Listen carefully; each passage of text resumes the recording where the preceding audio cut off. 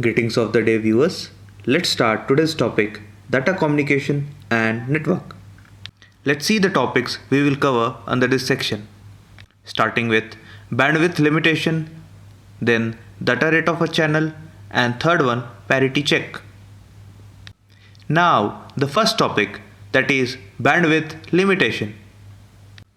A signal is called bandwidth limited, or simplify, bandwidth limited, when the amplitude of the spectrum goes to zero, whenever its frequency crosses the allowable limits. Thus, its Fourier transform is non-zero only for a finite frequency interval. A band-limited signal is represented by a finite number of harmonics. So, if the bandwidth of the channel permits these harmonics to be transmitted, then the original signal can be reconstructed with sufficient accuracy.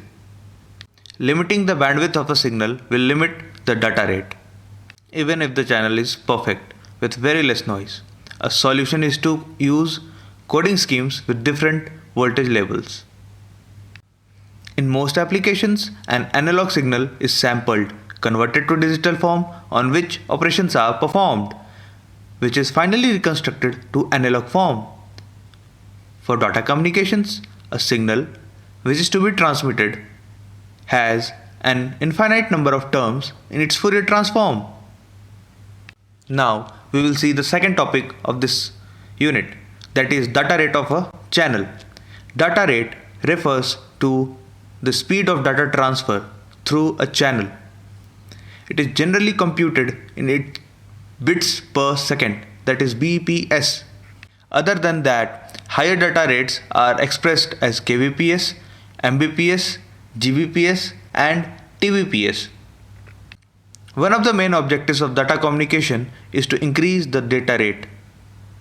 There are three factors that determine the data rate of a channel.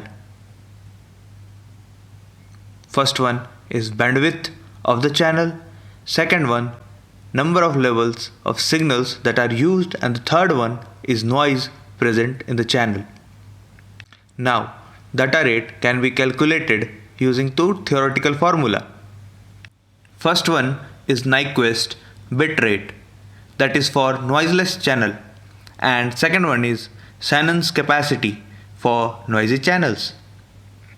Now moving to the third topic of the unit, that is parity check. One extra bit is sent along with the original bits to make a number of ones either even in case of even parity or odd in case of odd parity. The senders, while creating a frame, counts the number of ones in it. For example, if parity is used and number of ones is even, then one bit with value 0 is added. This way, the number of ones remains even. If the number of ones is odd, to make it even, a bit of value 1 is added. The receiver simply counts the number of ones in a frame.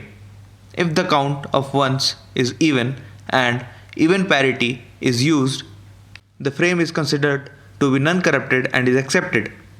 If the count of 1 is odd and odd parity is used, the frame is still not corrupted. Then it is again accepted. If a single bit flips is transient, the receiver can detect it by receiving the number of ones. But when more than one bit is erroneous, then it is very hard for the receiver to detect the error. So this was for the day. Thank you.